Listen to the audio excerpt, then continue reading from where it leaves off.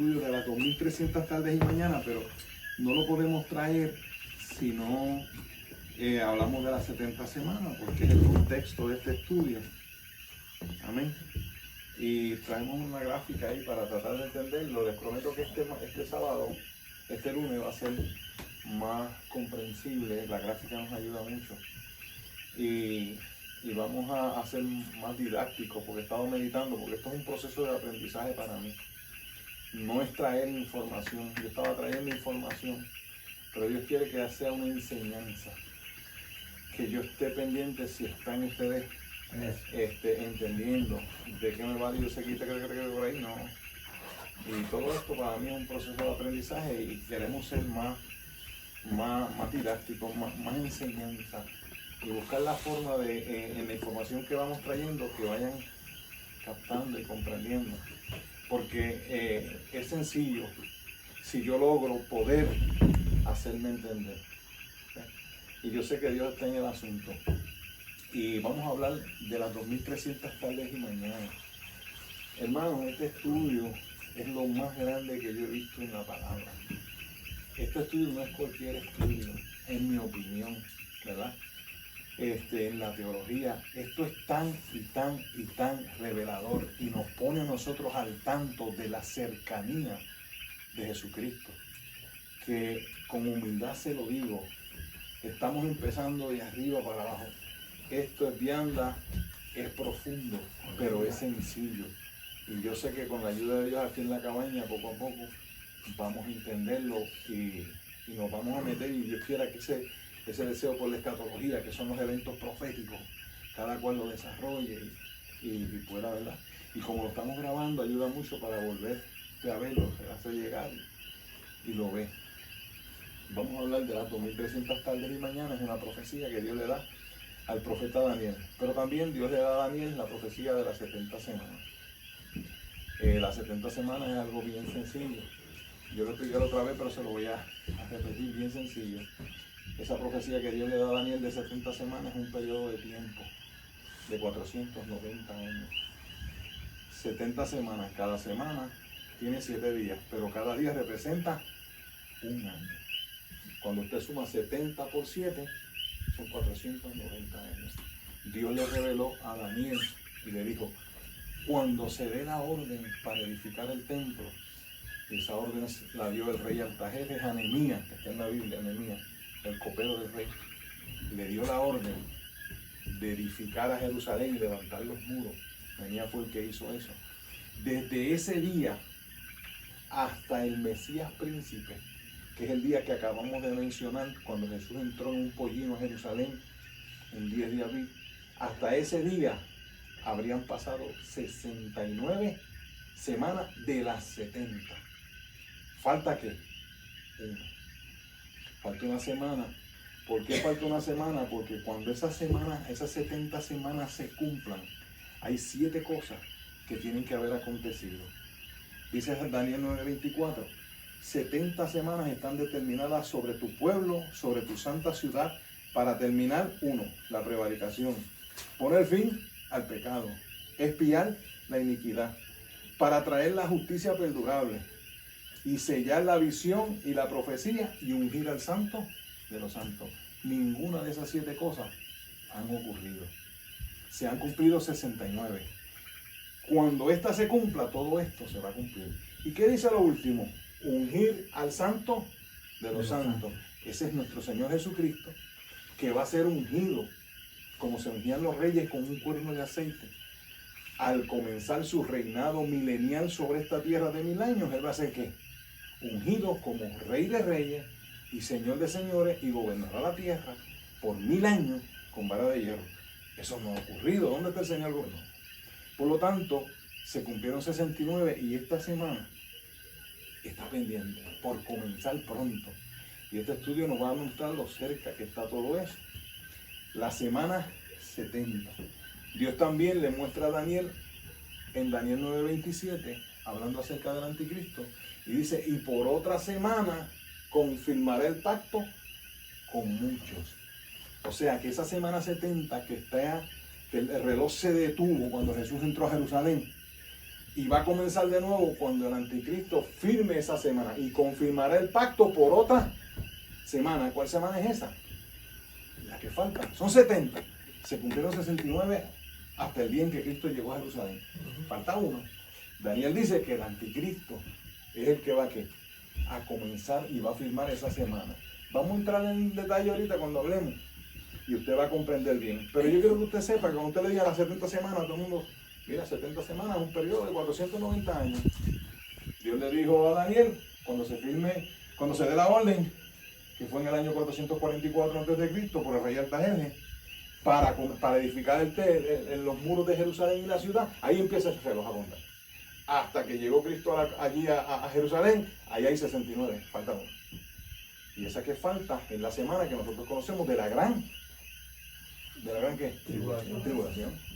Que son 7 años. Lo que yo quería preguntarte, a lo mejor, y yo lo he escuchado, pero no todos sabemos en el sentido de que estamos otros empezando. Esa semana se detuvo, porque después de eso han pasado 2023 años aproximados. En el calendario gregoriano. De acá, por eso. Pero como quiera que sea, van 1800, sí. 1900. Sí. Hay que hacer bien énfasis en que la semana de Daniel está detenida, la que falta. Sí. Y el tiempo de los judíos está detenido, para efectos del cristianismo. El trato de Dios directo con Israel está detenido en la semana 69. Porque estamos en la gracia, en el trato de Dios con la iglesia. Cuando Cristo nació. Con la novia. Correcto. Ahora bien, vamos a comenzar y vamos a leer simplemente lo que es las 2300 tardes y mañana.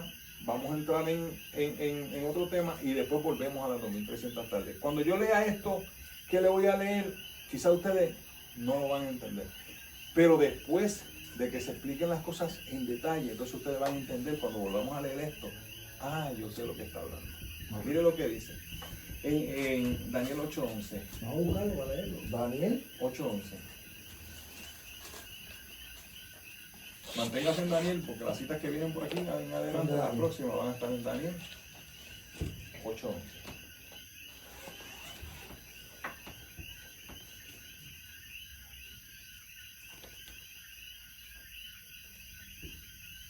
Amén.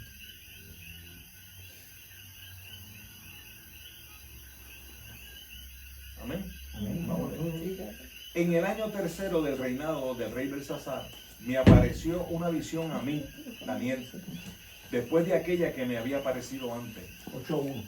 8:1. Sí. 10:11. 11, sí. Perdón, 8:1. 8:1. Mire, y puse 11 aquí también. 8:2. Vi en visión y cuando la vi, yo estaba en Susa, que es la capital del reino en la provincia de Elam. Vi pues en visión estando junto al río Ulai. Esto es una experiencia literal. Daniel está en el río Ulai, allá en Susa, la provincia capital de Elam, lo que nosotros conocemos hoy como Irak. Irán. Elam es Irán, alabado sea Dios. Y él tiene esta visión y esta revelación. Dice Daniel 8:13. Vamos a Daniel 8:13. 8:3. 13. Brincamos al 13. Ahora vamos al 13. Leímos el 8:1 y 8:2. Ya vimos qué fue lo que le pasó a Daniel. Estaba ahí junto a ese río cuando tiene una visión de Dios. Ajá.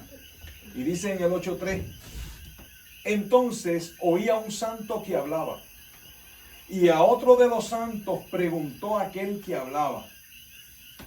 Este es el centro de todo este estudio, de todo lo que podamos hablar. Esta pregunta: ¿hasta cuándo durará la visión del continuo sacrificio y la prevaricación asoladora, entregando el santuario y el ejército para ser pisoteado?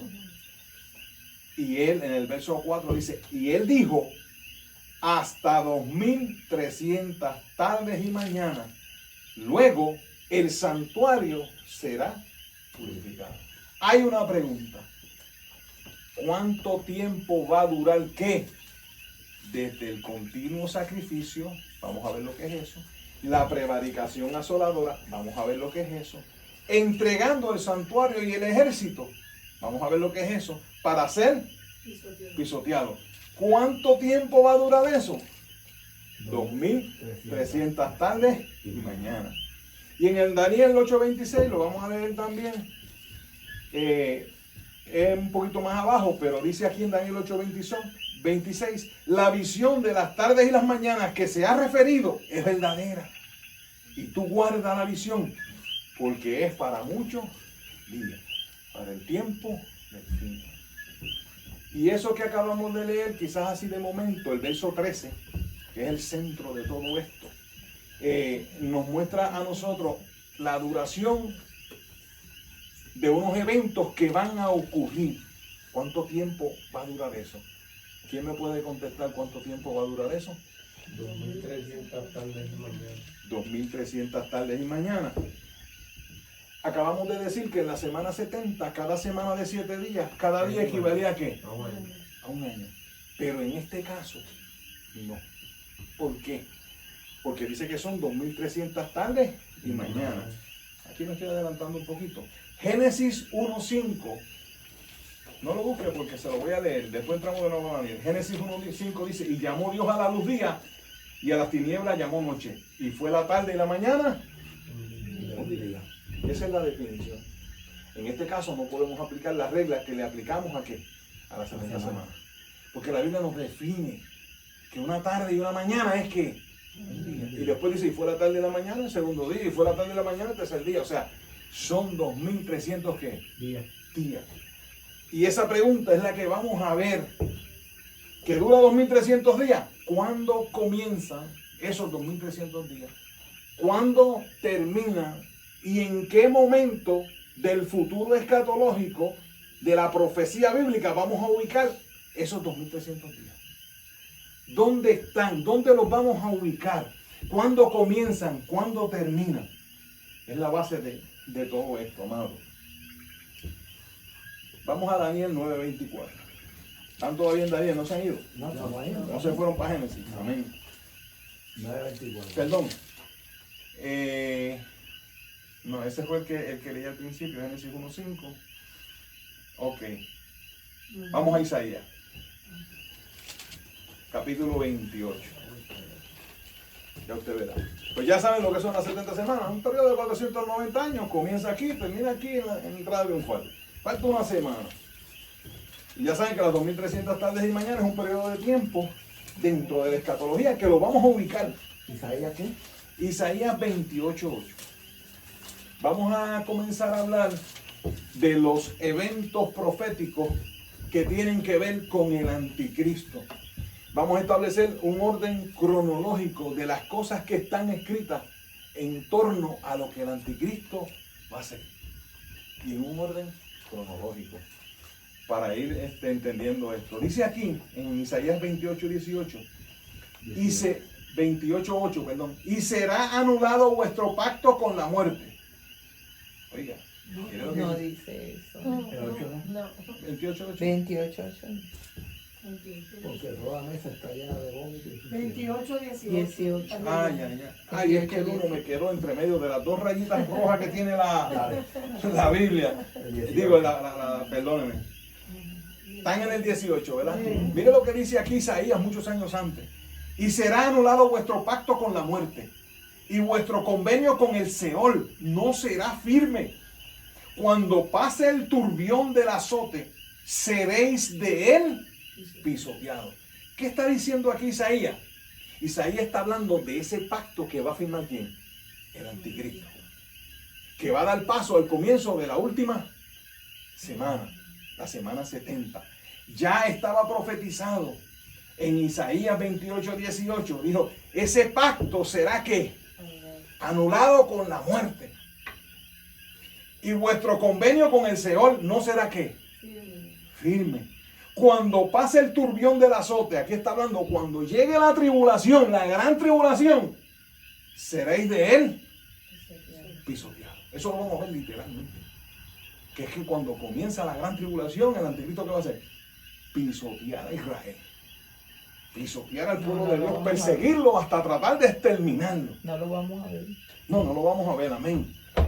Pero ya Isaías nos lo está diciendo, que Israel, y el profeta Isaías le está hablando al pueblo de Israel y le está diciendo, ustedes van a hacer un pacto con la muerte. Y vuestro convenio con el Seol, pero no va a ser firme, porque una de las cosas que hace el anticristo a la mitad de la semana 70 es que rompe ¿qué?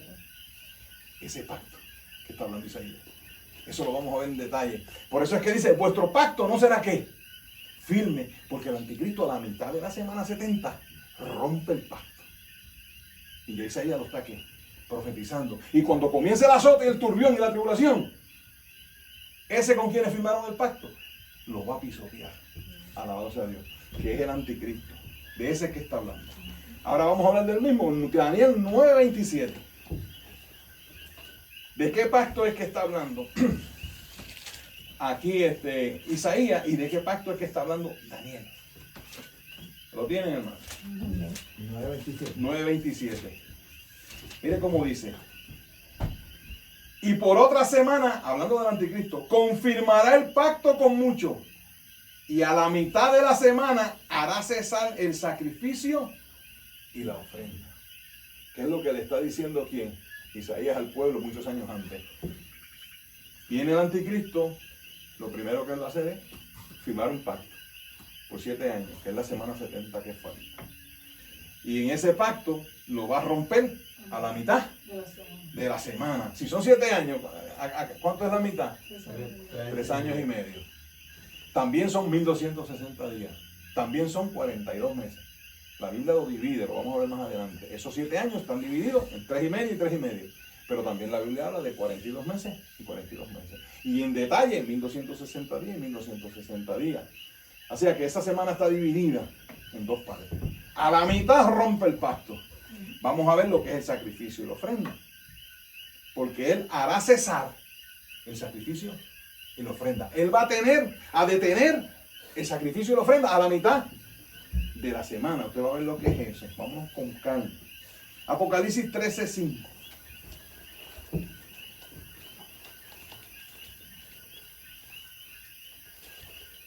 Oye, se nos ha olvidado la gráfica para usarla, hermano.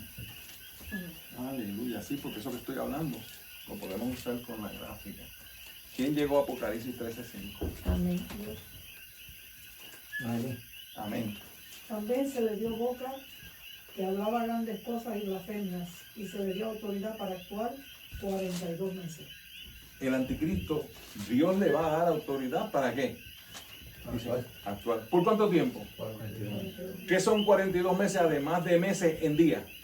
¿En día? En día. 1260. 1260 días. 3 años y medio. ¿Y en años? 3 años y medio. El anticristo, aquí tenemos una línea de tiempo, ¿verdad? Donde comienza aquí la semana 70 y termina acá, ¿verdad? Al final. Ahí están los 7 años de la semana 70. En los primeros 3 años y medio, en los primeros 1260 días, el anticristo no tiene ¿qué?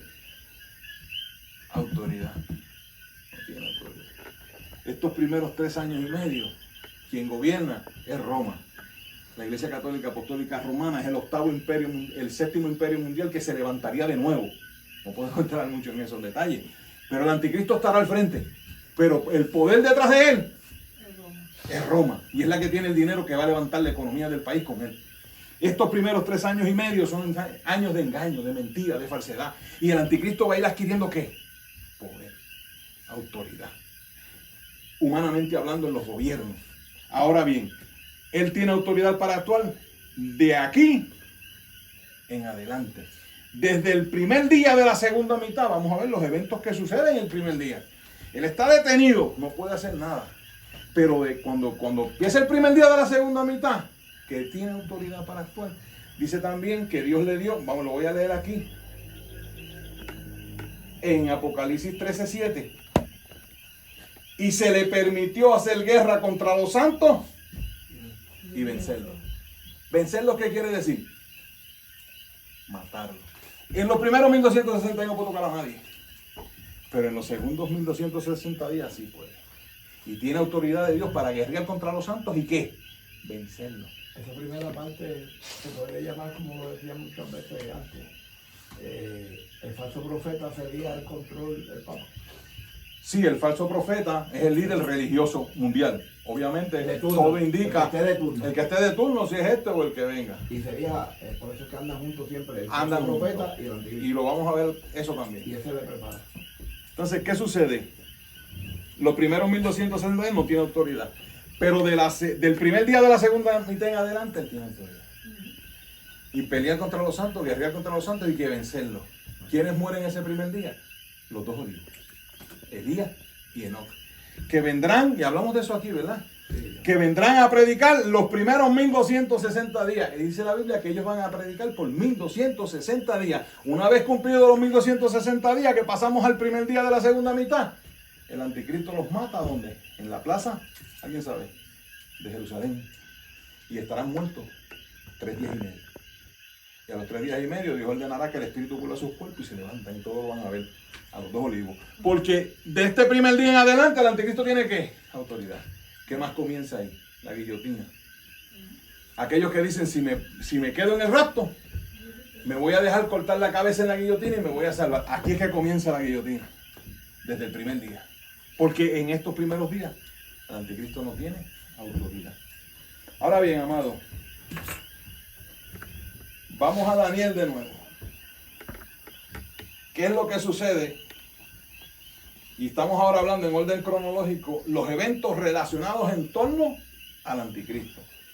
Dice Daniel 11:31, y se levantarán de su parte tropas que profanarán el santuario y la fortaleza, y quitarán el continuo sacrificio, y pondrán la abominación desoladora.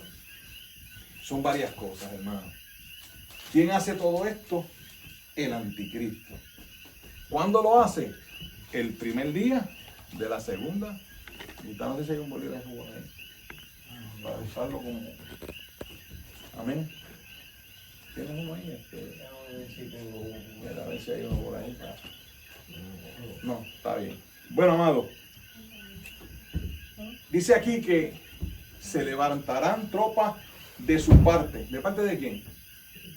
Del anticristo. Gente que va con él, dirigido por él. Se levantarán tropas de su parte. ¿Que profanarán qué? El santuario. ¿Qué es el santuario? El santuario. ¿Alguien sabe lo que es? El santuario es el tercer templo que se va a edificar. Recuerda el primero, el de Salomón, después el segundo templo que se llama. ¿Ah? Eso no se ha construido todavía. No, ese no se ha construido, está todo preparado. No hace falta nada. Pero él va a entrar y va a profanar ¿qué? El santuario. Cuando hablamos del santuario, estamos hablando del tercer templo. Que en este momento, a la mitad de la semana, va a estar ¿qué? Construido. Ese gancho de oro que hay ahí se puede sacar, ¿sabes? No, está bien, es muy largo, es muy largo. No, pero lo puede chica.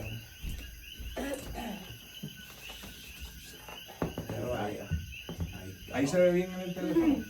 Sí, lo que pasa es que las letras están bien chiquitas. También pequeñas. Qué pena, ¿verdad? Pero lo que estamos aquí, porque este video lo estamos haciendo, la intención mía, lo estoy grabando, pero yo creo que se queda con nosotros, porque vamos a hablar cositas aquí que son fuertes.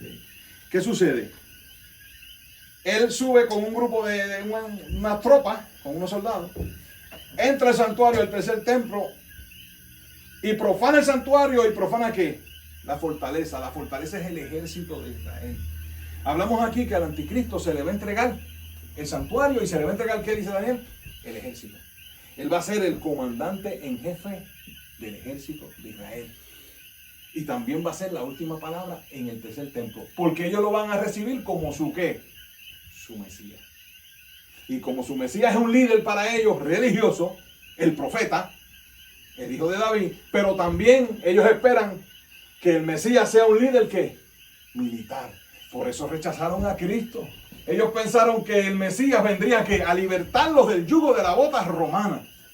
Y ellos siempre han visto al Mesías como un líder ¿qué? Militar, un gobernante, que los iba a sacar de la bota que lo tenía oprimido Roma. Pero el Cristo no vino a eso, ¿verdad? Y ellos tienen ese pensamiento desde Cristo hasta el día de hoy. ¿Y qué le van a entregar a su Mesías? El ejército y el santuario. Porque es el líder máximo, eclesiástico y militar. Para ellos eso es lo que representa el Mesías.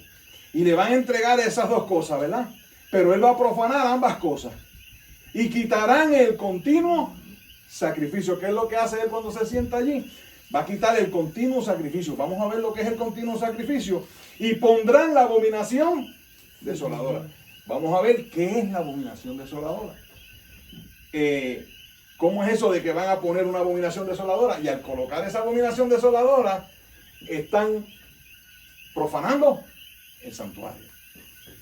Aquí tenemos 2 de Tesalonicenses, capítulo 2, verso 4. Fíjese lo que nos dice la palabra. Si voy muy rápido me dicen. 2 de Tesalonicenses nos da unos detalles más precisos de lo que pasa ese día, el primer día de la segunda mitad. Nos dice 2 de Tesalonicenses 2:4, hablando del anticristo dentro de ese contexto, dice, el cual se opone y se levanta contra todo lo que se llama Dios o es objeto de culto, tanto que se sienta en el templo de Dios como Dios, haciéndose pasar por Dios.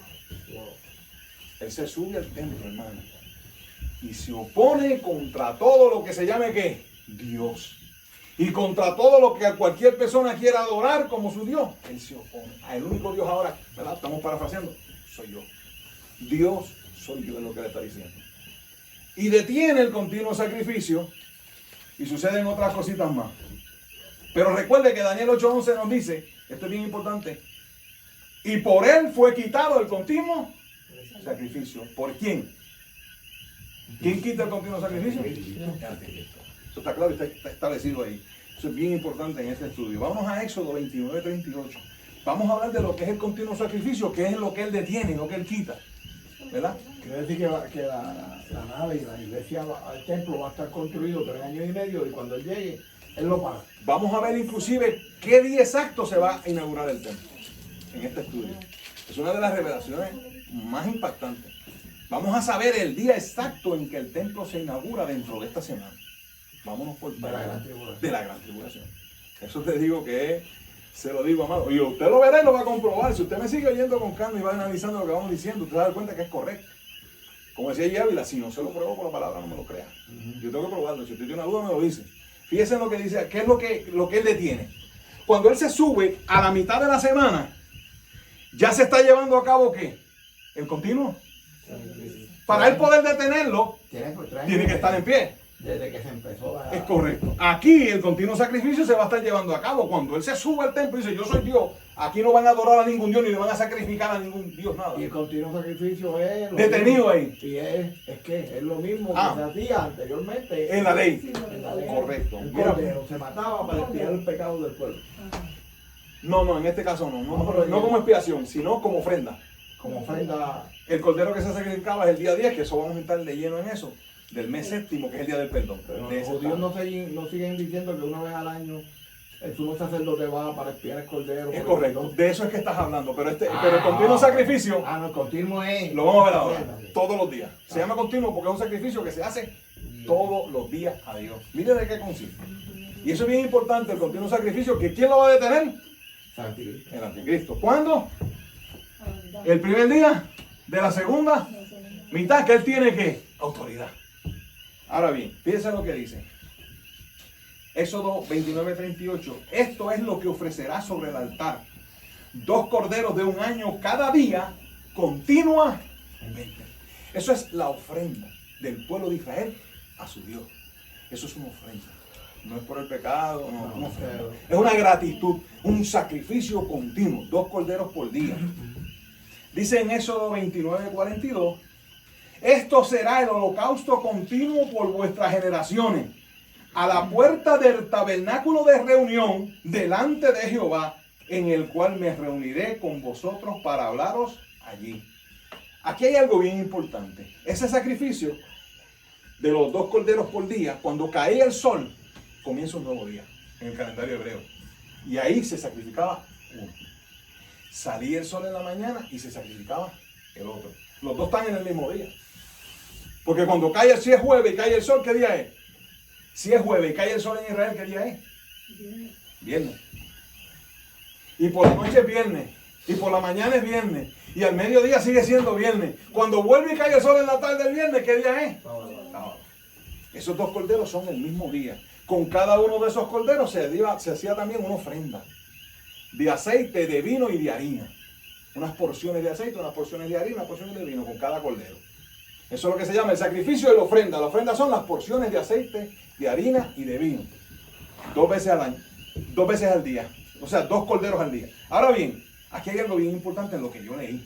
Esto será el holocausto continuo por vuestras generaciones, a la puerta del tabernáculo de reunión, delante de Jehová. Este sacrificio continuo, como dice el verso 29-38, esto es lo que ofrecerás sobre el altar. ¿De qué altar está hablando? Está hablando del altar de bronce, que estaba frente a la puerta del tabernáculo. Ahí estaba el altar de bronce. Ya está construido el tercer templo. Y de hecho es removible. Lo desmontan y lo montan. El que van a usar en el milenio. ¿Qué pasa? Ese sacrificio continuo tenía que ser ¿dónde? En el altar de bronce, frente a ¿qué? A la puerta del tabernáculo. ¿Quiénes lo llevaban a cabo? Los sacerdotes. Israel no está haciendo sacrificio continuo, no lo puede hacer. ¿Por qué no puede hacer el sacrificio continuo Israel ahora mismo? ¿Por qué? Porque no tiene el templo. No hay templo, no hay soldado, no hay liturgia, no hay el altar de bronce. No. Ahora, la Pascua la celebran en sus casas, hacen el rito de la Pascua. Porque eso es aparte, eso es una cosa que se hacía en las familias. Y hacen la Pascua y la sacrifican como dice todo esto. Pero el sacrificio continuo no puede. Porque tiene que haber ¿qué? Templo. Por eso es que cuando comienza el sacrificio continuo a ofrecerse, que lo vamos a determinar el día exacto, en este primer periodo que comienza el sacrificio, porque cuando el anticristo se sienta el primer día de la segunda mitad, ¿qué hace? Detiene el sacrificio que ya está ¿qué? Llevándose a cabo. Ese sacrificio continuo, si se está ofreciendo, el templo tuvo que haber sido ¿qué? Inaugurado, construido, inaugurado. Cuando se inaugura el templo, ¿qué es lo primero que van a hacer? El sacrificio continuo, porque no lo pueden hacer. Si hay sacrificio continuo, hay templo. Hay templo. Si no hay templo, no puede haber ¿qué? Entienda eso. Eso es muy importante en este estudio. Fíjese bien. Ahora vamos a ver lo que es la abominación desoladora. Marcos 13-14. Ya vimos lo que es el continuo sacrificio. ¿Sabes lo que es? Sí, Ya estamos claros en eso, ¿verdad? Marcos 13. Marcos 13-14. Queremos ser didactas, queremos que usted entienda lo que es el continuo sacrificio, una ofrenda que se hace todos los días a Dios. Amén. Marcos 13-14 nos dice, están por ahí llegando, el que llegue, si no, esto va a estar grabado, así que usted después se lo enviamos y usted lo ve. Yo el más que veo los estudios míos soy yo los veo a veces 5 o 6 veces. Pero Y cuando veáis, amén. Sí, pero léelo. cuando veáis la abominación desoladora de que habló el profeta Daniel, puesta donde no debe estar, el que lee entienda. Entonces los que estén en Judea, huyan a los montes. ¿Quién dijo estas palabras? Alicia, mira, a ver, ¿quién tú crees que fue el que habló esto? Jesucristo. Ah, ¿tu Biblia no las tiene en rojo? No, Ah, la de nosotros tiene las palabras de Jesús en él rojo. está explicando. Es Jesús. Las señales antes del fin. Correcto. Es Jesús. El que dice estas palabras es Jesús. Nosotros estamos hablando de Daniel, estamos hablando del anticristo, de la bestia, ¿verdad? Jesucristo habló de él. ¿Y qué dijo Jesucristo? Pero cuando veáis la abominación desoladora de que habló el profeta Daniel. Jesucristo está diciendo, Cristo está citando a Daniel. Cristo está citando la palabra. Ajá. Exacto. Y le está diciendo a los judíos, eso no es a nosotros no vamos a estar aquí cuando eso pase. Eso es para el pueblo judío. Le está diciendo, cuando ustedes vean, ¿verdad?, la abominación desoladora de que habló el profeta Daniel, que es lo que estamos estudiando, puesta, esa palabra es bien importante, donde no debe estar. El que lee entienda, y nosotros lo vamos a entender claramente. Entonces los que estén en Judea huyan a los montes. Y hay otro verso que dice, y el que esté en el campo no descienda a su casa a buscar la capa. No. Cuando vean qué es la abominación desoladora. Ya lo leímos en Daniel 11:31, lo voy a leer. Y se le levantarán de su parte tropas que profanarán el santuario y la fortaleza y quitarán el continuo sacrificio y pondrán la abominación desoladora. Jesucristo dijo puesta, pondrán. ¿Qué es la abominación desoladora? Vamos entonces a Apocalipsis 13:15. ¿Quién lo lee? Apocalipsis 13:15. Vamos a ver más claro lo que es la abominación desoladora. Cuando habla la Biblia de la prevaricación asoladora, de la abominación asoladora, vamos a ver lo que es. Y se le permitió infundir aliento a la imagen de la bestia para que la imagen hablase e hiciese matar a todo el que no la adorare. O sea, la abominación desoladora es una imagen de quién? Del anticristo, de él, un culto a su persona. Él va a ser una imagen de él. Dice aquí la palabra, esto es bien profundo, que se le permitió infundir aliento a la imagen de la bestia. O sea, darle vida.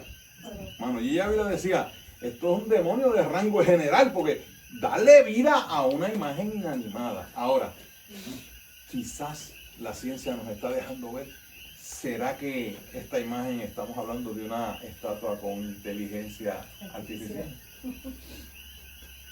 Dice, se le infundió aliento, se le va a infundir aliento, Dios lo permite, o sea, darle vida. Y la imagen habla. Pero, y el que no la adore, lo manda aquí.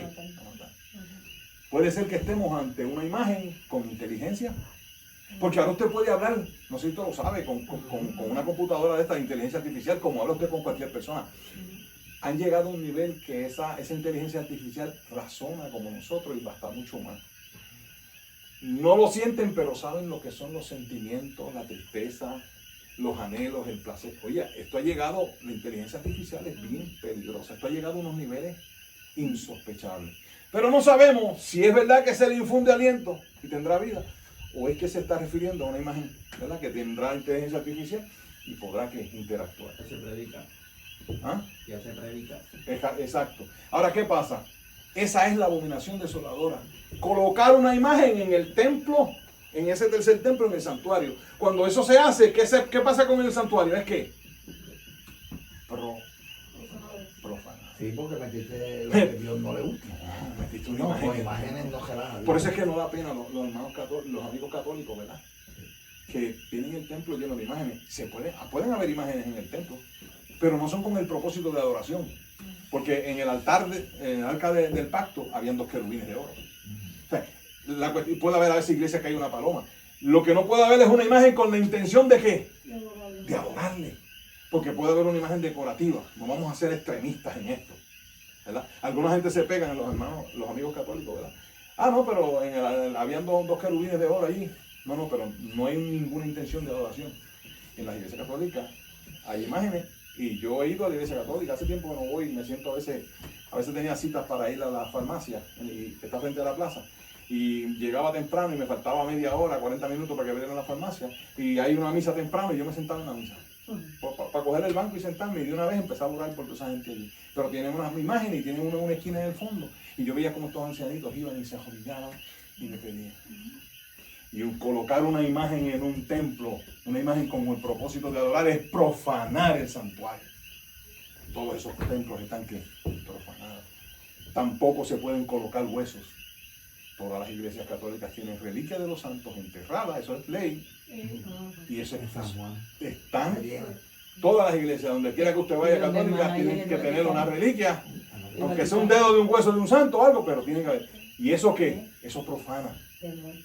Por eso fue que, bueno, no vamos a entrar en eso, amado. Bien, amado.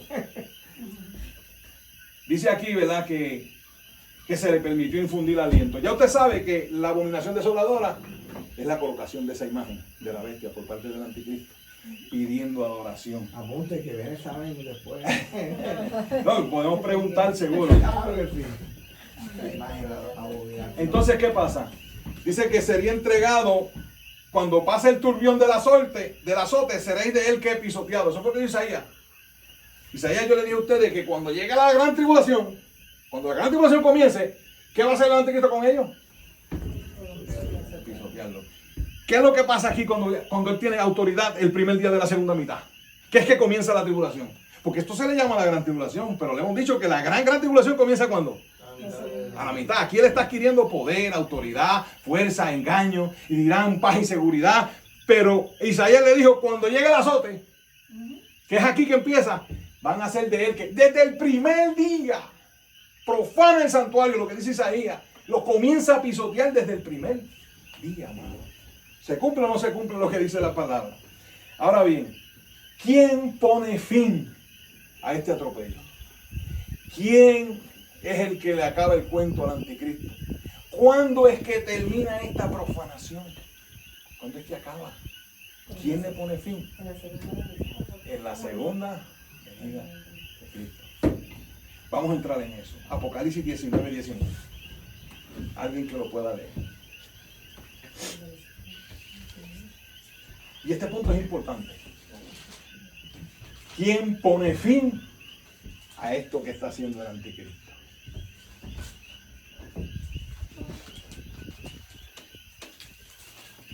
Y vi a la bestia, a los reyes de la tierra y a sus ejércitos reunidos para guerrear contra el que montaba el caballo y contra su ejército. Cuando Jesucristo regresa, dice la Biblia que regresa en qué. Un caballo. Y nosotros también. A mí me gustan los caballos. Casi siempre he tenido, ahora no puedo tenerlo. Y algunos dicen que eso es, ¿verdad? No es en sentido literal, pero para mí sí. Cada cual se debe. Para mí venimos en caballo. Y a mí más que me gusta. Pero el anticristo, ¿qué hace? Reúne a todos los reyes de la tierra, a todos sus ejércitos, para guerrear contra quién. Contra el que viene un Contra el que caballo. viene en caballo. ¿Cuándo se lleva a cabo esa guerra? El último día de los 7 años aquí. Porque ese es el último día que el anticristo va a tener la autoridad para reunir a todos los ejércitos de la tierra. Y ese último día es cuando nuestro Señor Jesucristo regresa por segunda vez a esta tierra. El anticristo puede hacerle guerra a Jesucristo el día antes de que Jesucristo venga. Trata. Si no viene Jesucristo, no. La queja es cuando ¿quién? Cuando Él desciende. Ya Él está preparado, obviamente, con todos esos ejércitos. Pues Él sabe lo que hay, sabe más Biblia que nosotros. ¿Me entiendes? Él está preparado. Pero cuando Jesucristo regresa, el último día de esos 7 años, es que Él se prepara con todo ese armamento. Y como dice la palabra, pelearán contra el Cordero, pero el Cordero los vencerá. Mire lo que sucede. Vamos a Zacarías ahora, Antiguo Testamento, 14:2. Este verso nos arroja más información de lo que está pasando en ese último día. Una preguntita, o sea, un comentario acerca de si viene el caballo o no. Si pensamos hacia atrás, en las profecías cuando Cristo lo esperaban por primera vez, se cumplió literalmente como estaba escrito respecto al burro. A la Vino mujer, montado. ¿verdad que sí? Vino montado en un pollino. Vino Pero humilde, montado. pero montado. ¿Verdad? Entonces, Y así vuelve. y todas las demás profecías, incluyendo como la de Juan, otra, ¿verdad? Se cumplieron literal, pero no habría por qué dudar. Sí. La profecía del futuro, basado en lo que se le aplica al Viejo Testamento, se lo tenemos que aplicar al Nuevo. Es correcto. Así entró a Jerusalén. Un Una pollino. hermenéutica, Sí, ¿verdad? no lo había pensado nunca, pero es verdad. sí, porque si se cumplió la profecía para el pueblo judío y para nosotros los cristianos, el Hijo de Dios vendrá. Es más, se habló de que iban a ser pobres, ¿verdad? Y creo que eso estaba profetizado el tiempo que estamos celebrando esta Navidad y demás. Pues si fue así, literalmente, pues entonces si la Biblia dice que viene en un caballo, Yo lo creo y venimos en caballo. aunque ya el caballo, aunque ya no es un medio de transporte como para cuando Juan estaba, Ujú. porque Juan lo menciona porque ese era el medio de transporte que tenía. No, y hay cosas en la Biblia que son simbólicas. Y Ajá. vemos que habla de caballos y de jinetes y cosas, y son tanques de guerra y qué sé yo. Eso se aplica también. Pero yo, para mí, creo que viene un caballo blanco. Y como dice el que viene en el caballo. Pero fíjense en esto, hermano. ¿Quién encontró Zacarías 14:2?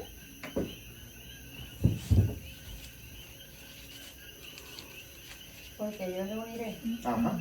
porque yo reuniré a todas las naciones para combatir contra Jerusalén, y la ciudad será tomada y serán saqueadas las casas, y violadas las mujeres, y la mitad de la ciudad irá en cautiverio, mas el resto del pueblo no será cortado de la ciudad. ¿Qué está viendo Zacarías? Zacarías está viendo ese día, hermano, el último. Es lo que está viendo Zacarías. Donde estamos en plenitud de la tercera guerra mundial. Eso está en Ezequiel capítulo 38, capítulo 39, le llaman la batalla de Gog y Magog. ¿Quién es Gog y Magog? Rusia. Rusia es la cabeza de todas esas naciones que vienen en contra de Israel, y su lugarteniente, ¿quién es? Irán. De donde estaba hablando Daniel que cuando tuvo esta visión, Elam es Irán. De Irán, que es su lugarteniente, y todas las naciones de la tierra, la Biblia las menciona, muchas de ellas, ahí está Alemania, Francia, países del norte de África. ¿Qué dijo Dios? Porque yo reuniré todas las naciones para combatir contra ¿quién? ¿Quién las trae? El anticristo, perdón, el anticristo envía, ¿verdad? Unos espíritus a manera de rana, creo que dice la Biblia, ¿verdad? 3 espíritus a manera de rana, y reúne a toda esa gente para venir, pero es Dios quien los trae para pelear contra Jerusalén, contra la ciudad. Y dice que la ciudad será tomada y serán saqueadas las casas y violadas las mujeres, y la mitad de la ciudad irá en cautiverio, mas el resto del pueblo no será cortado de la ciudad. Están en medio del exterminio. ¿Qué quiere hacer el anticristo con el pueblo de Israel? Pisotearlo. ¿Y qué más? Exterminarlo, acabar con él, hermano. Estamos en la Tercera Guerra Mundial. Dice la Biblia que del oriente desciende un ejército. ¿De cuántos son? ¿Alguien sabe? ¿Qué cantidad? 200 millones de soldados. ¿Y de dónde vienen? Del oriente. ¿Dónde está China? ¿Quién es el único país en el mundo que tiene un ejército de más de 200 millones de personas? China. Viene China de allá y llegará al Valle del Magedón. Y allí se alinearán y rodearán a Jerusalén. Ya han violado a las mujeres. Fíjese que ahora mismo los palestinos, cuando entraron ahora a Jerusalén y atacaron, ellos entraron y salieron rápido, mataron todos los que pudieron y se llevaron todos los que pudieron rápido, pero violaron a las mujeres, hermano. En nada. Yo vi una jovencita, ¿verdad? Que se bajó de un jeep con unos pantalones todos ensangrentados. Porque mire que son terribles, hermano. Una cosa que había que hacerla, mire, rápido, hacer lo que iban a hacer. Sacaban tiempo hasta para violar a las mujeres. Qué cosa terrible, ¿verdad? Pues así será, hermano. En este día, la ciudad ha sido rodeada. Están a punto de ser exterminados, pero ¿quién desciende? Jesucristo. Dice que con la espada que sale de su boca, hiere todas esas naciones.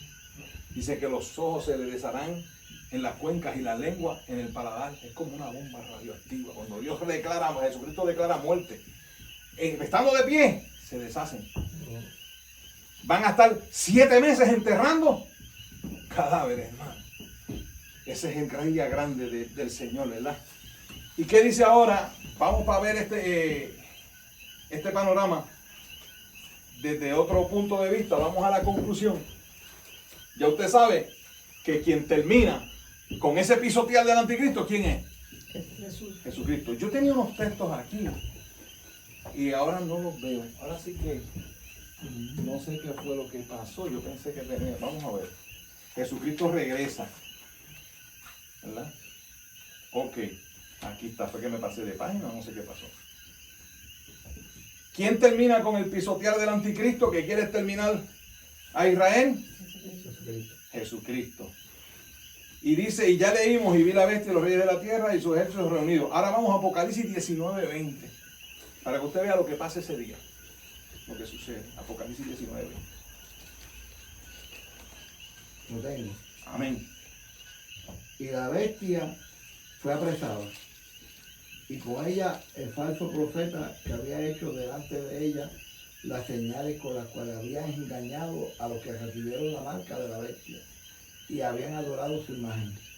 Estos dos fueron lanzados vivos dentro de un lago de fuego que arde con azufre. ¿Qué va a pasar cuando Jesucristo regrese con el anticristo y el falso profeta? Van a ser apresados, encarcelados. Y luego que los apresen, ¿qué van a hacer con ellos? Van a ser lanzados al fuego y azufre. Cuando dice vivo, no sé si recuerdan, yo se lo dije, lo que quiere decir es que al lago de fuego y azufre, todo el que va allí entra en espíritu, alma y cuerpo. Al infierno lo que baje el alma y el espíritu. El cuerpo está en la tumba o donde, si lo cremaron y lo arramaron, esas partículas están en la tierra. Ahora, los que van al lago de fuego, vamos, dice aquí vivo, ¿por qué? Porque van en espíritu, alma y por el cuerpo. Y los que están en el infierno van a resucitar también, yo se los he dicho a ustedes, ¿verdad? Van a resucitar. Y el cuerpo que dejaron en la tierra se va a unir a los que están en el infierno. Pero de ahí, en el juicio final, cuando no encuentren sus nombres en el libro de la vida, ¿a dónde lo mandan? Y va a ir con cuerpo, alma y espíritu. Esa es la gran diferencia entre lo que es el infierno y lo que es el lago de fuego. El infierno es la muerte primera. El lago de fuego es la muerte segunda. Y eterna. Y eterna por ahí para abajo. Eso no tiene fin, alabado sea Dios. Bien. Vamos a continuar ahora. Es desarrollo y conclusión, pero vamos por encima. todavía no hemos entrado en la revelación de esto, hermano, que es terrible. La gloria de Dios. Yo puse por aquí, volver a Daniel, capítulo 8. El día no me lo da. ¿Ah? El día. Ah, no, todavía, pero eso viene. Daniel, capítulo 8. Voy a leerle del 13 al 14.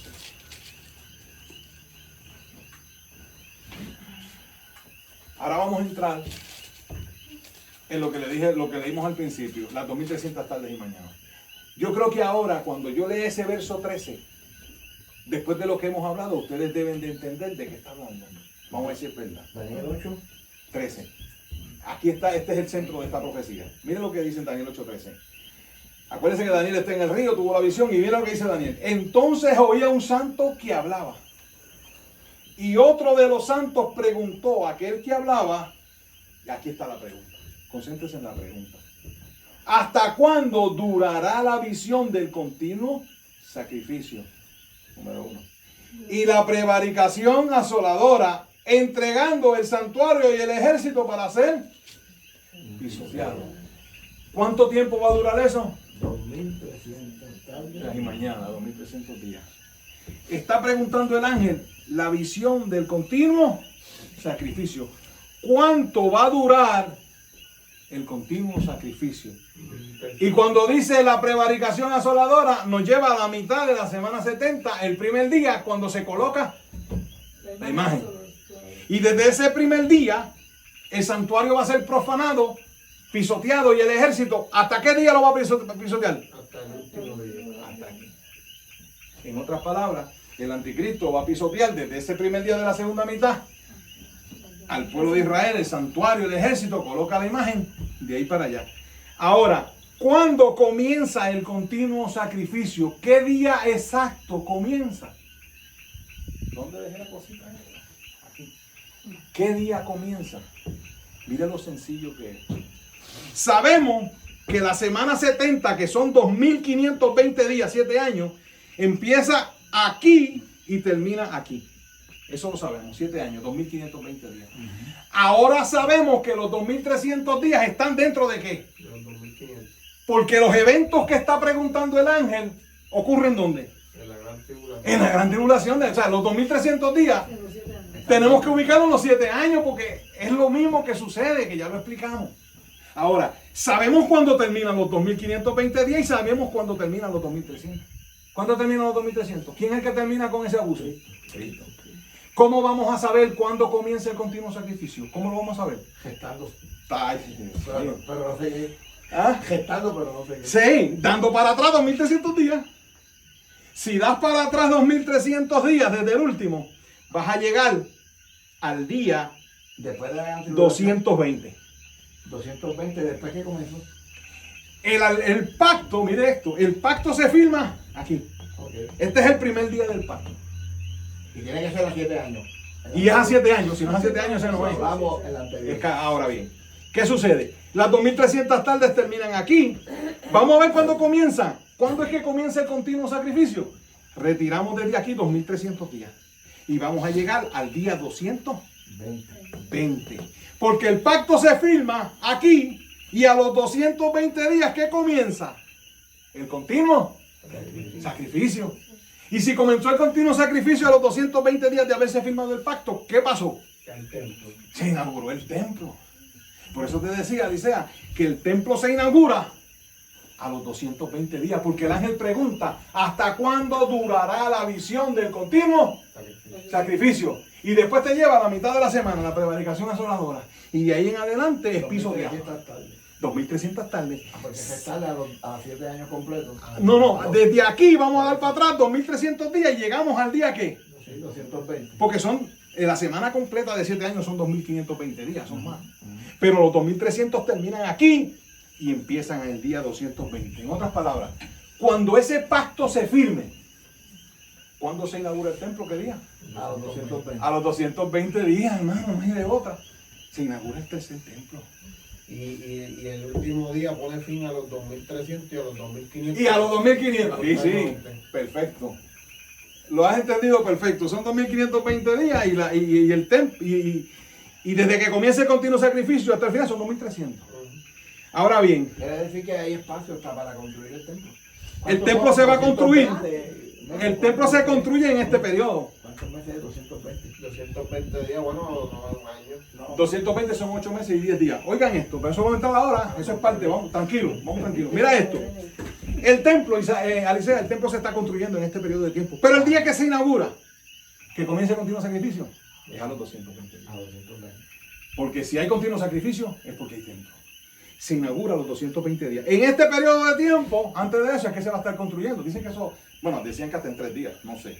Como dijo Cristo, ¿verdad? Destruiré este templo y en 3 días lo edificaré. Pero yo no tengo, eso no lo puedo comprobar bien en la internet, o sea que dicen cualquier cosa.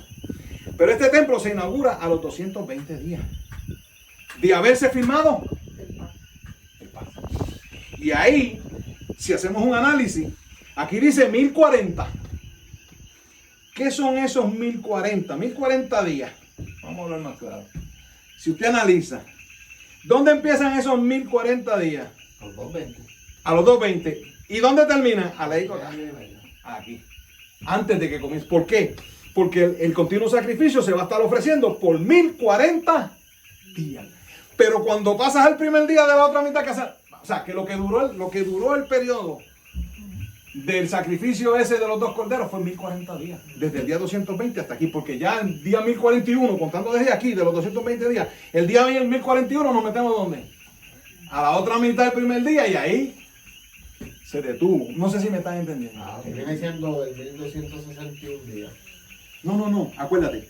Pero Cuando- si lo cuentas Del 220. del 220, ¿Qué es que se inaugura? El 1261 es el día primero ¿cómo es? 1200. Sí, el día primero de acá sería el 1261. Es correcto. Perdóname, no te entendí. Pero los 1040 días proceden de que el templo se inaugura a los 220 días de haberse firmado el pacto y va a estar en pie durante todo este tiempo, 1040 días. Es que van a estar en el continuo Es que van a estar en el continuo sacrificio. Cuando el anticristo se sube al templo, ¿detiene qué? El continuo sacrificio. Que estuvo haciéndose por 1040 días. Exactamente. Ahora bien, ahora usted está entendiendo el verso 13. Entonces había un santo que hablaba y otro de los santos preguntó a aquel que hablaba: ¿hasta cuándo durará la visión del continuo sacrificio, pasando por la prevaricación asoladora, entregando el ejército y el santuario para ser pisoteado? 2300 tardes. Retrocedemos aquí, llegamos al día en que comenzó el continuo sacrificio y por ende Y a los 20. se inaugura el templo. Ahora bien, vamos a ver qué tenemos por aquí. Lo más importante no ha llegado, hermano, se lo digo, que ya usted verá lo que va a pasar aquí. La información que vamos a sustraer de esto. Ya sabemos algo que quizás nadie sepa. ¿Qué día se inaugura el templo? ¿Alguien ha visto eso? Porque yo, la gloria es de Dios, pero ni lo aprendí ni lo recibí de hombre alguno. Esto que estoy trayendo aquí. Pero el templo se inaugura el día 220. ¿Quién podrá saber eso? Aquí en la cabaña. La gloria es de Dios que se inaugura los 220 días de haberse firmado ese pacto. Ahora bien, vamos a ver. Vamos a traer unos precedentes. Vamos a ir a Primera de Reyes 8.2. Mira lo que pasó aquí. Esta es la inauguración del primer templo. Primera de Reyes 8.2. El que lo encuentre, léalo.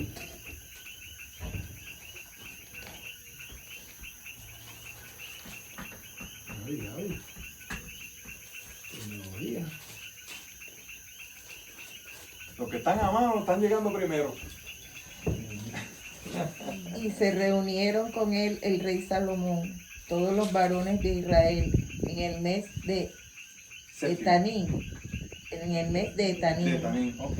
que es el mes séptimo, en el día de la fiesta solemne. Oye, lo copié mal, perdóname, papi, se lo copié mal. Sí, en el mes de Tanín, que es el mes séptimo. Ujú.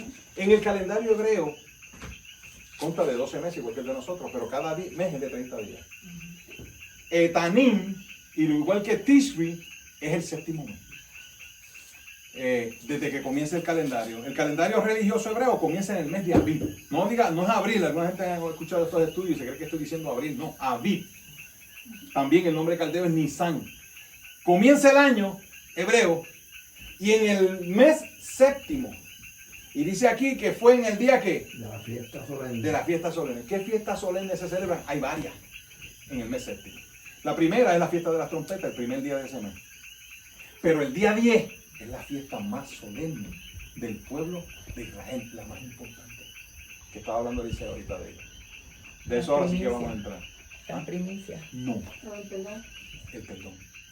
Este es el día Que una vez al año. que es una vez al año, del perdón. Ellos le llaman el Yom Kippur, el día del perdón. Este es el único día en que el sumo sacerdote entraba a qué lugar? En el santuario. Al lugar santísimo. Al lugar santísimo. Allí no se podía entrar más que cuando Ese día. Ese día. ¿Y a qué entraba el sacerdote allí? Rociaba la punta de sus dedos en la sangre de un cordero que era sacrificado. Entraba allí. ¿Y qué hacía allí? Sobre la tapa del propiciatorio, la tapa que está encima del arca, en el lado oriental, rociaba la sangre. El pueblo de Israel era que perdonado. Y no me puedo callar. Esa es la sangre que se roció desde la cruz. En el lado derecho, cuando se abrió la grieta. Esto es extrabíblico.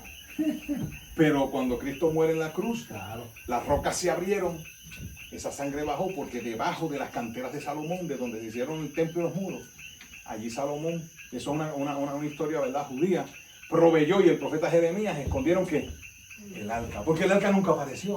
Todo lo demás, pero el arca no apareció. Que Dios es grande.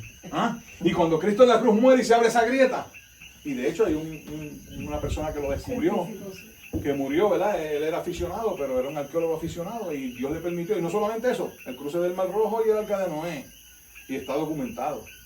Cayó la sangre, pero ¿en qué lado? En el occidental. O sea, es como si este es el lugar santo, y ustedes están en el, ese es el lugar santo y yo estoy en el Santísimo. Y este es el arca. Dios es como, le llaman el asiento de la misericordia, el altar de Dios en la tierra. Es como si Dios se sentara aquí, en esta posición que yo estoy hablando con ustedes. Cuando hablaba con Moisés estaba allá y yo estaba aquí. Imaginemos que está sentado sobre el arca. Aquí están los dos querubines. La sangre era rociada en este lado oriental. Pero la que descendió de la cruz cayó en el lado derecho, en su mano derecha. Alabado, estaba reservado para. Siempre tenía que ser la sangre para el perdón de Israel en este lado, ¿verdad? Aquí en la diestra descendió. Eso es extrabíblico, pero yo lo creo. Yo lo creo. Ese lugar estaba reservado para eso. Ahora bien, en ese día, el día 10, el más sagrado, no solamente del mes, del año, fue que Salomón inauguró ¿qué? El primer templo. ¿Y qué tiene? ¿Qué tiene? O sea, ¿qué día es ese día? Si nosotros pensamos que esto es un calendario hebreo, y aquí es el primero de Abib, si tú cuentas 190 días, vas a llegar al día 10 del séptimo mes. Comienza el año hebreo y el día 10 del séptimo mes, donde se inauguró el templo, el día más sagrado, está a 190 días. En otras palabras, se supone que el tercer templo se inaugure ¿cuándo? Cualquier día. Tiene que inaugurarse el día en que Salomón inauguró el primer templo. El día más sagrado, ese es el día de inaugurar el tercero. Pero este estudio nos muestra que ese día, ese templo se va a inaugurar ¿qué día? ¿El 200 qué? El 220. No es el día que inauguró Salomón el templo. Vamos ahora a ver lo que pasa. Estamos entrando ahora en la vianda bien profundo, hermano, sencillo pero profundo. Vamos a unos precedentes que están en la Biblia, Números 9:5. Unos precedentes de algo que sucedió. Si alguien lo encuentra, léalo. Números 9:5. 9:5. Sí, ahí me adelanté con eso, tenía que habérselo dicho después. Si está un poquito confundido con esto, Aquí. lo vamos a aclarar ahora. Amén, amén. Léalo, hermana. Celebraron la Pascua en el mes primero, a los 14 días del mes, entre las dos tardes, en el desierto de Sinaí, conforme a todas las cosas que mandó Jehová a Moisés, así hicieron los hijos de Israel. Y lee el 6. Pero hubo algunos que estaban inmundos a causa de muertos, y no pudieron celebrar la Pascua aquel día, y vinieron delante de Moisés y delante de Aarón aquel día. Fíjense lo que pasa cuando Moisés celebra la Pascua en el desierto. La Pascua se celebra el día 14. La Biblia lo establece. Todas estas fiestas que Dios establecía tenían que hacerse en sus tiempos. O sea, si es el 14, es el 14, no puedes cambiarlo. Hubieron reyes que cambiaron los tiempos y la ley. Hicieron barbaridades. Pero la palabra dice que las fiestas de Dios hay que celebrarlas en su tiempo y como Él dijo que tenía que ser. Pero ¿qué pasó aquí cuando Moisés celebró la Pascua? Vinieron unas personas y le dijeron: Moisés, no pudimos celebrar la Pascua por causa de muertos. ¿Qué quiere decir eso? ¿Alguien sabe? Por causa de muertos no podían celebrar la Pascua. Que tuvieron contacto con muertos. Con un cadáver. Exacto.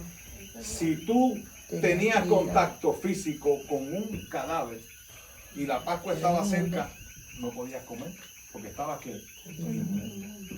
Entonces el proceso para purificarte tomaba ¿cuánto? 7 días. Y si no tenías tiempo, porque si te sucede 7 días antes, tú te purificabas y comías la Pascua. Pero ellos fueron donde él y dijeron, no.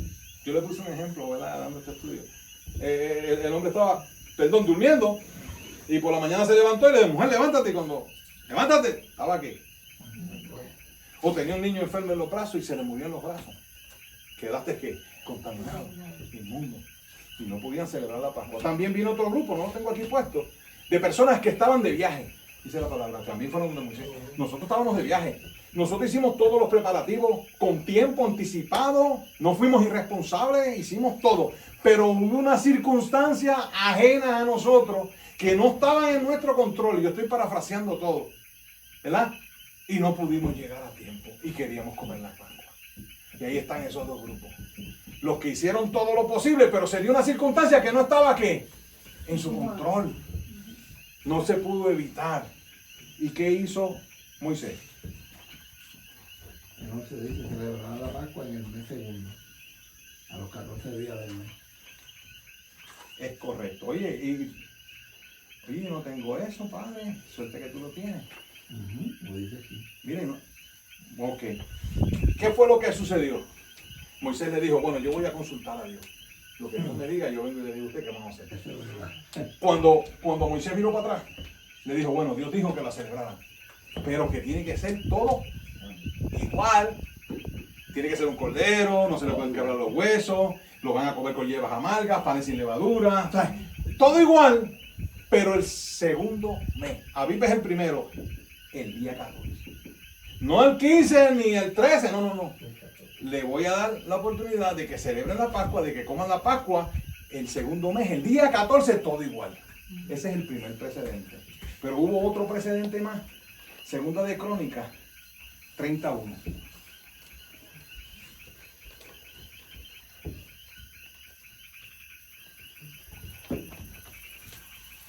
Segunda de Crónicas 31. El que lo encuentre, Patricia, estás adelante en los puntos, ¿sabes? Te voy a dar una estrellita, te voy a comprar camino con la escuela bíblica. Esas estrellitas de colores que echan en una cajita. Ay, yo no quiero estrellita, chavo. Chao. Te voy a decir como le dijo Elías a Eliseo, cosa difícil has pedido, ¿sabes? Pero si me vieres ir. Ay, Jehová. Iba a decir algo más, pero me cae. Segunda de Sí, Crónicas. 31. Segunda de Crónicas 31. ¿Lo leo? Envió después Ezequías por todo Israel y Judá y escribió cartas a Efraín y a Manasés para que viniesen a Jerusalén, a la casa de Jehová, para celebrar la Pascua a Jehová, Dios de Israel. Lee el otro. Y el rey había tomado consejo con sus príncipes y con toda la congregación en Jerusalén para celebrar la Pascua en el mes segundo, porque entonces no lo podían celebrar por cuanto no había suficientes sacerdotes santificados, ni el pueblo se había reunido en Jerusalén. Vamos a parafrasear esto. El rey Ezequiel, un hombre de Dios, tremendo como poco, se dio cuenta y le llegó la información, ¿verdad?, de que había una fiesta que se llamaba la Pascua, que ellos desconocían. Y entonces, creo que fue que encontraron el libro de la ley, si no me equivoco, me disculpan por eso. Pero la cuestión es que Ezequías quiso celebrar la Pascua. En años no se había celebrado la Pascua. Cuando él supo eso, un hombre de Dios que amaba a Dios, que limpió todo el territorio de Israel de cuantas cosas paganas había, quiso celebrar la Pascua y envió cartas y todo. Y dice la Biblia que fue el primero de Abib cuando él quiso celebrar la Pascua. Le tenía ¿cuántos días? 14 para llegar, la Pascua es el 14. Y envió cartas a todo el mundo y todo. Pero ¿qué pasa? Le dio el hermano. No tenían suficientes sacerdotes para qué? Para celebrarla. No hubo tiempo para santificar los que se necesitaban. Tampoco las cartas, no es como ahora. Ahora usted pone un anuncio o internet y le dice a todo el mundo. Era a mano, a pie, buscando. Entonces no llegaron, o sea, no se pudo. ¿Y qué fue lo que hizo él? En el verso 3, lee otra vez. Porque entonces no lo podían celebrar, por cuanto no había suficientes sacerdotes santificados, ni el pueblo se había reunido en Jerusalén. Oígame, mire, me falta un texto aquí, No ¿sabe? estaban presentes. Que hay un texto que dice, mira si lo ves ahí más abajo, Alicia, que dice que el rey consultó a sus príncipes y a toda la congregación. Oye, lo tenía allí, ¿no? El 2 dice, y el rey había tomado consejo con sus príncipes y con toda la congregación en Jerusalén para celebrar la Pascua en el mes segundo. ¿Qué pasó ahí? No pudieron, ellos querían, ellos quisieron, pero no pudieron tener los suficientes sacerdotes ni pudieron invocar a todo el pueblo. ¿Y qué hizo Ezequías? Consultó a los príncipes y a toda la congregación. ¿Y qué fue lo que le dijeron? ¿Usted cree que fue lo que le dijeron? Mira a ver el caso de Moisés. ¿Qué usted cree que le dijeron? ¿Por qué el rey Ezequías celebró la Pascua el segundo mes? Porque le dijeron, consultaron la palabra, consultaron la Torá. Al segundo mes, ellos cambiaron la fecha. Ellos cambiaron la fecha. Dios le cambió la fecha a Moisés. A Moisés. Por lo que había sucedido. Por lo que sucedió. Y ellos cuando vieron que no podían celebrar la Pascua, que trataron y trataron, no pudieron, consultaron, ¿fueron a dónde? A la palabra. Y la palabra le dijo, tienen que haberle dicho, a esa gente sí que sabía. No, si aquí pasó esto con Moisés. Pasó esto y es el segundo mes ahora. Vamos a celebrarla, pero vamos a celebrar el segundo mes, el día que. No dice el día 14, pero tiene que haber sido ¿qué? El día 14, porque ya había un precedente con Moisés. ¿Y qué hicieron ellos? Consultaron a los que sabían, mira, no podemos celebrarla, pero vamos a hacerlo. Vamos a celebrarla el segundo mes. Hay dos precedentes. O sea que solamente la Pascua se celebró en una fecha al principio, una sola vez. No, siempre se celebra el día 14. Sí, pero la primera vez, que era el mes anterior, fue una sola vez. Después se la cambió para que la celebrara el día 14, pero el segundo mes. No, la Pascua siguió siendo el día 14 todo el tiempo. Siempre Una vez el día al año. 14 de abril. Una vez. Sí, ahí, siempre fue así. Pero cuando estas personas no pudieron, Dios les permitió que lo hicieran todo el segundo mes. No es que al otro año va a ser el segundo mes, no, sigue siendo el primero. Sigue siendo el primero, el día 14, eso no cambia. Es dada la situación, Dios permite y le dice, pues mira, celebra. Este mes, el mes que viene. Y Ezequías, cuando tuvieron el problema, consultaron y los que saben, mira, pues la podemos celebrar. Sí, que seguro que podemos, mira, está aquí, no es que no lo vamos a inventar ni lo vamos a sacar de la manga, no, está aquí escrito que Moisés, Dios le permitió que la celebraran, porque hubo una situación que no estaba a su alcance, fuera de su alcance, y ellos no podían, ¿verdad? Y entonces Dios le permite que la celebren el segundo mes. Ahora bien, ¿cómo es que aplicamos eso aquí? El día que se debe inaugurar el templo es el día 10 del séptimo mes. Desde que se firme el pacto sería el día 190. Si empiezas a contar desde el primer día que se firme el pacto de 7 años, el día 190 es lo mismo que el día 10 del séptimo mes. Pero ya sabemos por el estudio que el tercer templo no se inaugura aquí. ¿Cuándo se inaugura? El 220. El 220. ¿Y cuántos días hay del día 10 del séptimo mes al día 10 de los pavos? 30. 30 días. Lo mismo que pasa con la Pascua. Si sucediera algo aquí el día que se debe de inaugurar, un atentado terrorista, se levantó Sanballat y Tobías, los enemigos del pueblo de Israel, mataron al sumo sacerdote, no se sabe. Pero el día 190 debe haber ocurrido un evento que no está en nuestro conocimiento, que no les permitió que inaugurarlo el día que se tenía que inaugurar. Porque este es el día que se tiene que inaugurar. El día 10 del séptimo. Mas sin embargo el estudio nos demuestra que se inaugura 30 días exactamente el día 10, pero del próximo mes. Si ellos cuando van a inaugurar el tercer templo tienen un percance que no lo pueden inaugurar ese año, ¿qué opción le queda? ¿Cuál es la única? 30 días después. Si no lo pueden hacer 30, tienen que irse al otro año a esperar a inaugurarlo, porque el templo no se puede inaugurar el día que uno se imagine, ¿me entiendes? Esto no es así. El templo tiene que inaugurarse este día, pero hay dos precedentes que establecen que tienes un chance. Sí, que puede darse. Hay dos precedentes. Hay dos precedentes establecidos que ya un rey consultó. Puede. Ahora, si en este otro día no puede, ya no puedes buscarte cualquier día, tienes que ir al próximo año. Ese séptimo mes, ¿cuál sería de nosotros? El julio. Yo creo que no, en julio es en nuestro calendario, pero cuando ya estamos en el séptimo, oye, me hicieron esa pregunta y no busqué esa información, más o menos por septiembre. ¿El nombre es cuál? Tiene dos nombres, Etanim y Tishri. Ese mes. Ese mes, el séptimo. Lo podríamos cambiar a 2 meses de nosotros y ahí tenemos una idea más o menos. Sí, pero mira ahora es que viene, yo quiero que ustedes presten atención, lo importante de esto. Ya hemos visto todo esto. ¿Qué es lo que esto, cuál es la información grande que hay aquí? Es que este pacto que va a firmar el anticristo por 7 años, se firma un 1 de abril. Eso es lo importante. Nos está diciendo la palabra que este pacto se firma un 1 de abril. Solamente hay 2 días en ese año que se podía ¿qué? Inaugurar el templo. No se pudo en el primero, pero entonces la otra oportunidad ¿cuál es? El segundo, el octavo. Así que no sé si ustedes están comprendiendo la importancia de saber que el pacto de 7 años se firma un primero. ¿Qué es un 1 de abril? El primer día del primer mes del año religioso hebreo, que es Abril. El anticristo lo firma. ¿Por qué lo sabemos? Porque solamente hay 2 días y cayó ¿dónde? En el único día que se podía inaugurar, si no se podía en este. A los 220 días se inaugura ¿qué? El templo. Aquí termina las 2520 días. Aquí termina las 2300 tardes. Por lo tanto, este día primero que se firme ese pacto es un 1 de abril. El año que viene, ¿cuándo es el 1 de abril? No estoy diciendo que este año que viene va a ser, pero el 1 de abril del año que viene es el 18 de marzo. Yo no estoy diciendo, ahora mismo hay un conflicto que no se había visto desde el mediados del siglo XX entre Israel. 50 años lleva que no se había visto. No se había visto. Hay un conflicto terrible ahora mismo, hay una guerra. Ahora mismo nosotros estamos aquí, no sé cuántos aviones. Oye, es una cosa increíble. Estamos 300, 400 misiones diarias, están dinamitando todo eso, hermano. Es una cosa terrible. Una guerra, pero una guerra fuerte. ¿Quién es el que va a resolver ese conflicto? El anticristo. ¿Con qué lo va a resolver? ¿Con qué? Con un pacto. ¿Por cuánto tiempo? Por 7 años. ¿Y cuándo se firma? Un primero. Un 1 de abril. Yo no digo que... Llámalo que el de marzo. El 18 de marzo allá. No, el 18 de marzo aquí, allá es 1 de abril. Ajá, que hay que estar pendiente del 2024.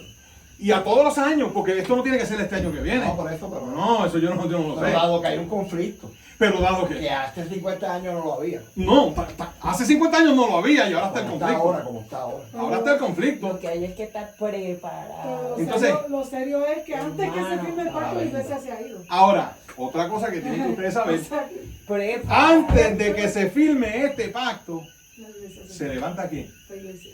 la iglesia. Porque la primera manifestación del anticristo, de todo lo que hablamos de él, es la firma del pacto para dar comienzo a esta semana. ¿Entiendes? Eso es lo primero que él hace. Él lo primero que él hace no es sentarse aquí a la mitad de la semana. No. Lo primero que él hace y tiene que hacer es dar comienzo a esa semana. A firmar el pacto. Pero hasta que el que está en medio a su vez se ha quitado, entonces se manifestará Aquel inicuo. aquel inicuo. Se levanta la iglesia y entonces ahora, entre este día 1 de abril y el rapto, ¿qué hay? Un entonces. Entre uno y otro, dice, el que esté en medio a su vez será ¿qué? Quitado. Y entonces se manifiesta aquí el anticristo, el pacificador, el que vino a resolver el problema y lograr que firmen el pacto. Pero ese entonces no sabemos si es un día, si es una semana, si es un mes, si son 2 meses. No podemos decir que Cristo viene. No sabemos el tiempo que hay. Ahora, un entonces es algo que Cerca. después de, yo le digo a usted, me haces el patio y cuando termine, entonces me das el carro. No sabemos el día, pero sí el No sabemos el día, ni la hora, ni yo puedo decirlo. Yo sí sé que el día que se firme ese pacto es un 1 de abril. ¿Y qué dijo Jesús? Cuando le preguntaron de ese día. A vosotros no os toca saber los tiempos o las sazones que el Padre puso en su sola potestad. Él le dijo eso a aquella generación. Porque vendría una